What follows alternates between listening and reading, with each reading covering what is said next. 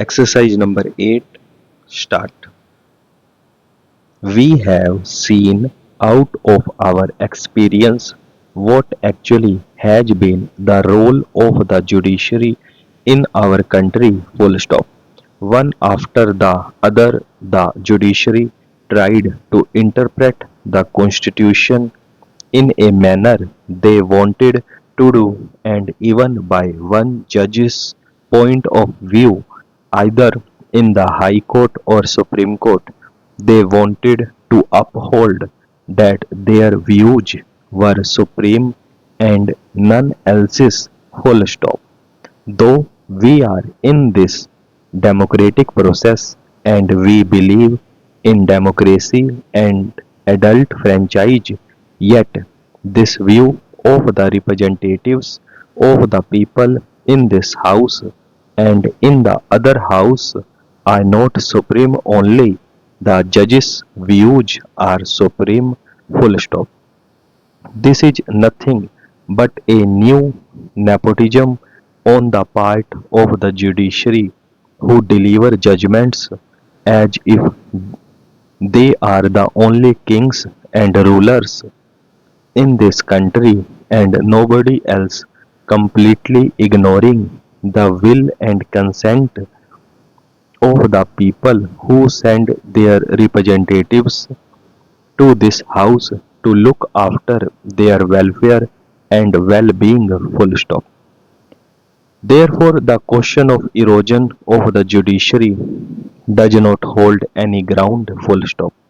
I have gone through one of the articles published in the Indian Express sometime before. Full stop. About fundamental duties particularly, they mention, and I say that the challenges follow the noble ideals that inspired our national struggle for freedom. Full stop. Our national leaders took part in the national struggle and they aptly have said that there are certain fundamental rights, and those rights particularly referring to Article 14, 19 and 31 are somehow or the other being taken in view of the directive principles of the state policy of the constitution. Full stop. I do not want I do not know what is their actual viewpoint. Full stop. If their viewpoint is to stick to the law, that is the fundamental rights are fundamental rights, then those fundamental rights are for whom? Question mark.